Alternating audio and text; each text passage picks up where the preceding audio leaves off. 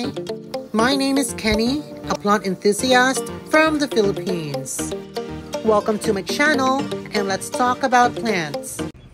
Hello, good morning. So meron akong plant dito na hindi ko malaman kung anong nangyari kasi hindi talaga siya, parang walang progress at hindi talaga siya lumalaki. Ito po yung Philodendron Olympiad ko. Yan po siya. So, ang gagawin ko ngayon ay i-check ko siya kung ano ang nangyari, bakit hindi siya lumalaki. As in, nabili ko to long time ago. Parang ilang months na ito sa akin at ganyan pa rin siya. Hindi pa rin siya lumalaki. So, i-check ko yan ngayon and I will definitely change the medium para naman lumaki siya. And ito, itong yellow na ito, sign po ito ng mga fungi. So siguro, dahil siguro sa medium niya, kasi na-remember ko before na pag niripat ko ito kasama yung medium sa pinagbilhan ko. So,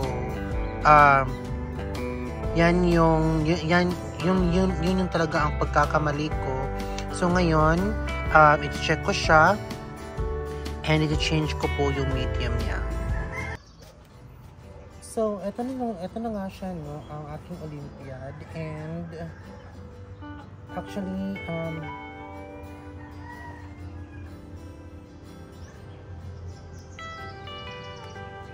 meron palang roots ng bilite na nakapasok dito, yung bilite ko doon. And then, parang naaagawan na siya ng mga nutrients ng ating bilite. So, ang gagawin ko ngayon, kaya nga na-uproot ito kasi in-uproot ko talaga yung root ng ating bilite from this spot para ma-check natin kung ano nangyari sa mga ugat nito. So, ang gagawin ko ngayon is i-change ko ang medium and I think ita-transfer ko rin siya ng ibang pot. Yung mas maliit na pot kasi parang kaya naman ng roots po niya na ma-transfer sa ibang pot. So, and meron na ako nakuha dito niya, baby po niya, diba?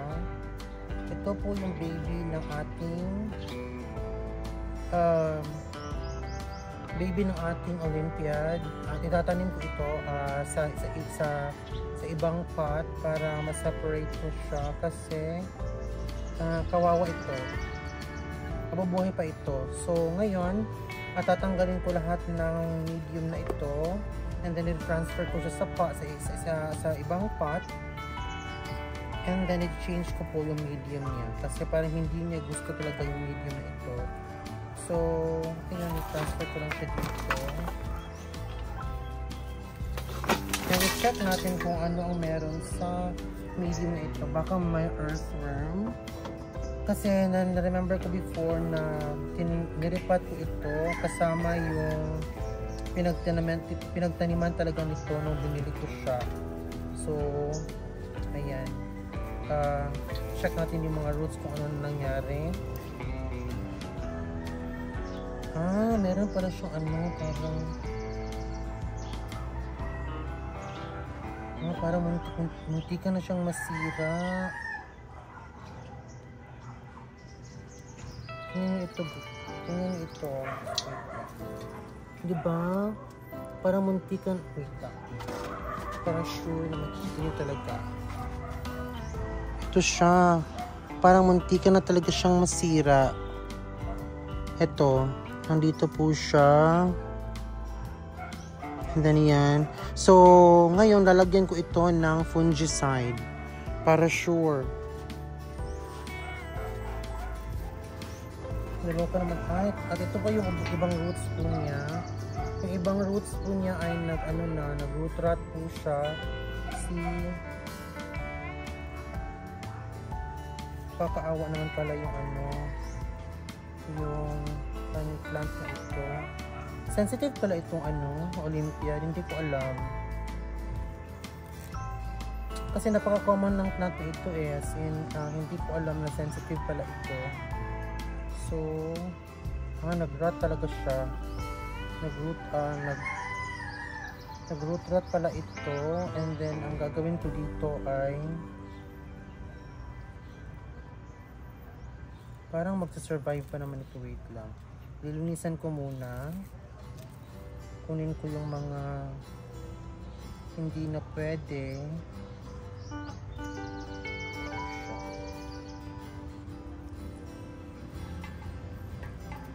Yan. So, ito na yung itatanim ko at lalagyan ko muna siya ng fungicide dyan. I-examine ko muna kung hindi ba siya. Hindi naman. At lalagyan ko muna siya ng fungicide. By the way, ang fungicide na gagamitin ko ngayon ay synthetic na fungicide dito yung nabibili talaga sa market. Pero kasi naubusan ako ng cinnamon. Pero kapag gumagamit kayo nito, as in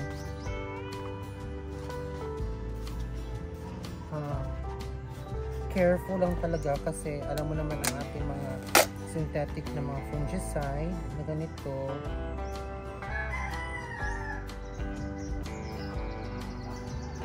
Ano talaga ito siya, harmful ito sa mga pets. Kung meron kayong mga pets, and then kung meron kayong mga bata, huwag na lang kayong gumamit nito kasi hindi talaga ito safe.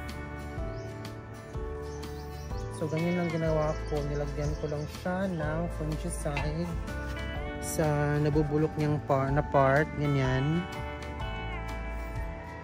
Diba? Nilalagyan ko rin yung hole na parang dito. Para hindi talaga kumalat yung... hindi ko na siya hugasan kasi feeling ko mababasa lang siya lalo. So, ang gagawin ko lang, lagyan ko lang siya ng fungicide ng ganyan para hindi na kumalat yung mga fungus.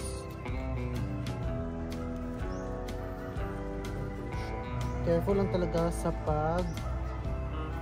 gamit ng mga fungicide na yung mga synthetic at dapat gloves talaga. So, ayan na siya. Ayan na po siya. So, ang gagawin na lang natin ngayon ay i-change natin yung medium.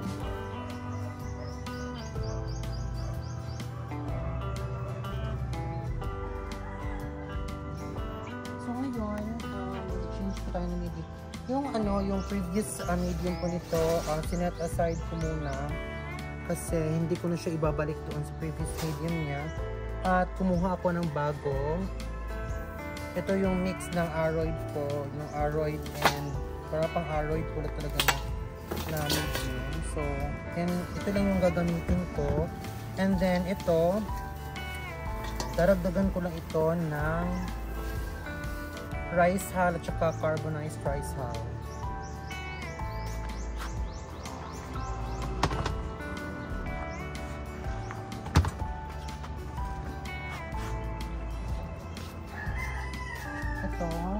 Meron akong rice hull dito.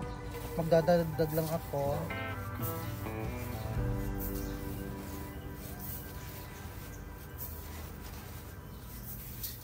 Yan. Para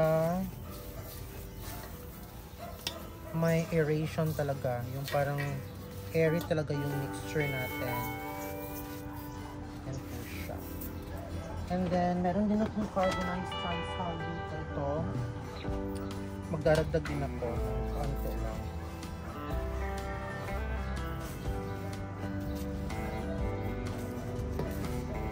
Yan lang siya. So, i-mix ko lang ito ng maigi. At, nga pala, gumamit din ako ng cocoa cubes. Ito siya, cocoa cubes and then charcoal na malalaki. Para hindi talaga, wala talagang chance na mag-stay yung water dito sa medium natin na ito.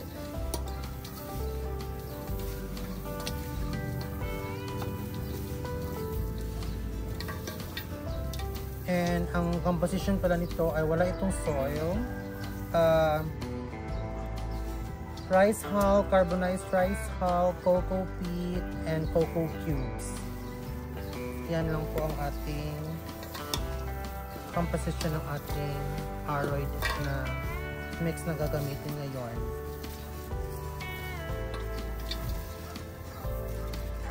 At dahil may rice hull po ito, and may cocoa peat, ayaw naman siguro natin mag-ano dito. Ay, hindi ko na lang siya, balak ko sanang lagyan ito ng parang screen, pero hindi na lang. Kasi hindi ko na muna ito i-water. Kasi, di ba, para ma-save yung plant po natin. So, kukuha lang ako ng mga yung ano to, mga charcoal. Lalagay ko siya sa bottom na part.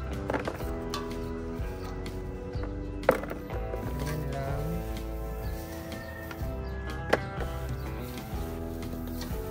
Para kapag nagdilig tayo, diretso yung tubig. Hindi na talaga siya nasa-stuck sa pot natin. And dito ko ilalagay yung ating Olympiad. Kaya pala hindi na talaga siya umuusad kasi muntik na talaga siyang mag-rot. Buti na lang at nag-survive pa siya. Ayan lang. So, tatanim na natin siya dito.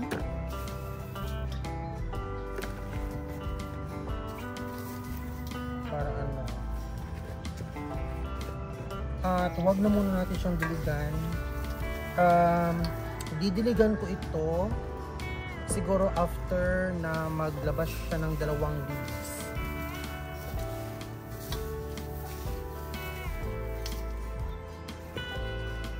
Ito na siya. At hindi ko siya masyadong ibabaon sa medium para hindi talaga siya mag-drop. Kawawa naman ang plant na ito. So, ganyan lang.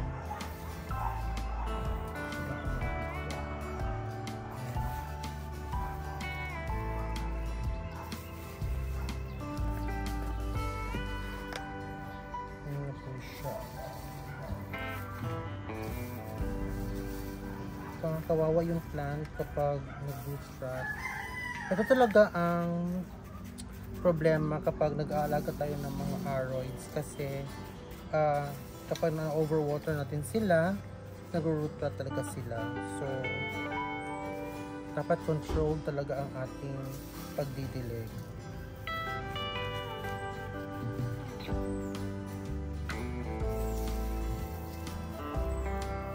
So, ito na siya. Hindi ko muna siya didiligan. Maghihintay lang muna ako na lalabas yung parang mga 2 to 3 leaves. Tsaka ko lang siya didiligan. At medyo moist naman yung moist naman yung medium po natin. So, okay na yan.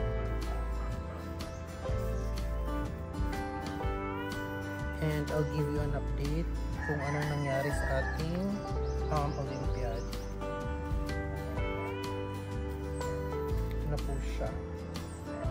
So, hopefully mabuhay siya at walang maging problema. Lalagay ko muna ito. And ito namang maliit na baby na nakuha natin from the mother plant. Ito po siya. Hindi ko talaga siya babasain kasi ayokong mag-root rot talaga siya. So, ang gagawin ko dito ay itatanim ko siya dito sa mas maliit na pot. Ito siya. And yung mixture na gamitin ko, ito pa rin. Ito siya. And hindi ko muna talaga siya didiligan.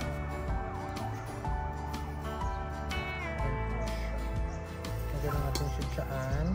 At ilagay natin siya sa spot na hindi siya naiinitan and hindi nauulanan para nakalimutan ko.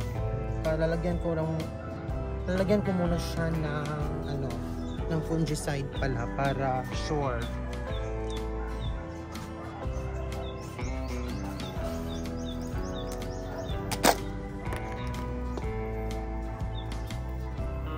ito yung fungicide na ilalagay ko para hindi talaga siya mag-rot.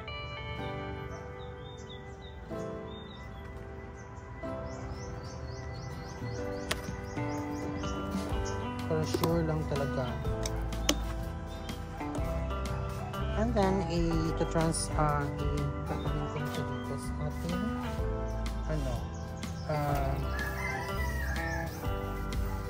maliit na pot. And hopefully talaga mag-survive talaga siya.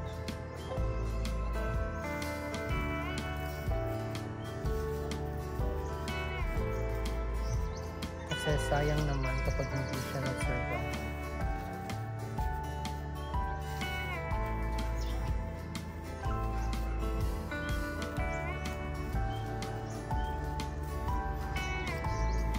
At ito na siya.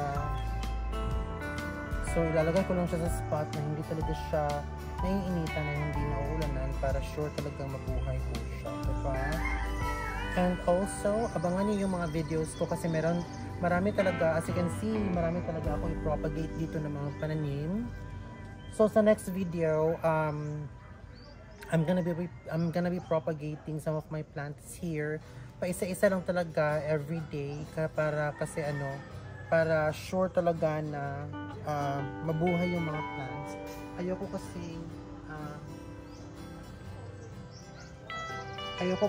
kasing madaliin yung pag-propagate.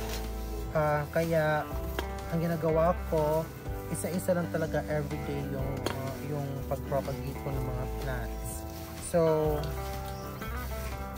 until here lang muna, and abangan niyo and watch out for my next video, which is I will be propagating some of my plants here kasi ang dami na nilang dapat i-propagate, diba? So merong Pink Princess dyan, meron din akong Glorious doon, and meron akong Birkins na dapat i-propagate, and then basta ang dami ko talagang i-propagate.